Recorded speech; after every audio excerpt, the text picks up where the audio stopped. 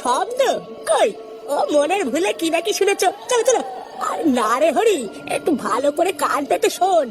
আমি কেমন যেন একটা শব্দ পাচ্ছি। ও তোমার বুড়ো বয়সে বিমৃতি হয়েছে কাকা। আর এই শীতের মধ্যে দাঁড়িও না, চলো চলো।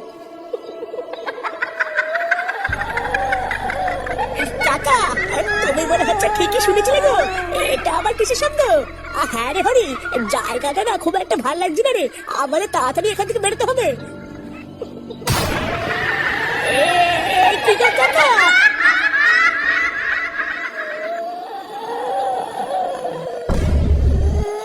হরি, এই হরি, হরি আমাকে ছেড়ে যাস না।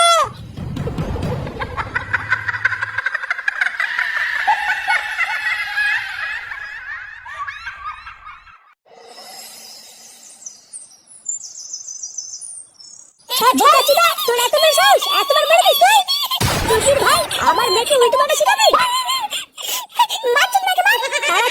তোকে আমি বলেছি না স্কুলে গিয়ে আমার মেয়ের থেকে দূরে থাকবি। আর তোর এত বড় সাহস, তুই আমার মেয়েকে খিস্তি শিখিয়েছিস? দেখ পল্টু, আমি কিন্তু শেষবারের মতন বলছি, আমার দাদু ভাইকে ছেড়ে দে। ছেড়ে দে বললি হয়ে যাবে নাকি? না রে পল্টু, একদম ছাড়বি না। এই চুদির ভাই সেটা ভেঙে পুরো ফালা ফালা করে দিবি।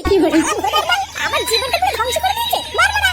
শোন রে ভুদা, আমি যদি আর কোনোদিন শুনি যে তুই আমার মেয়ের সাথে স্কুলে গিয়ে কথা বলেছিস বা আমার মেয়েকে খিস্তি শিখিয়েছিস, তাহলে চুদির ভাই পরের বার তোর বাড়িতে এসে তোরা তো দাদু লেওয়া ছিল আমি ডাঙ্গুটি খেলবে বলে দিলাম।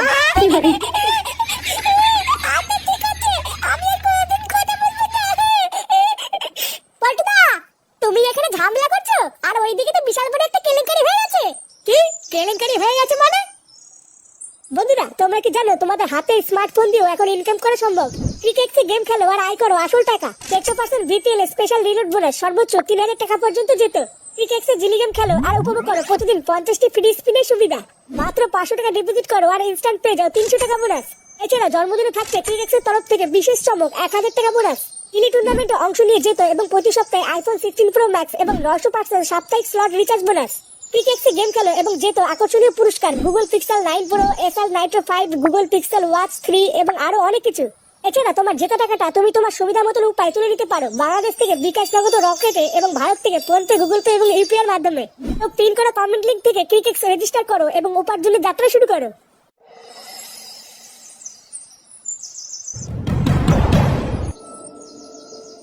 কি আশ্চর্য, কালকে সকালেই হারানদার সাথে কথা বললাম আর এক রাতের মধ্যে এত কিছু ঘটে গেল, এ তো আশাই করা যায় না।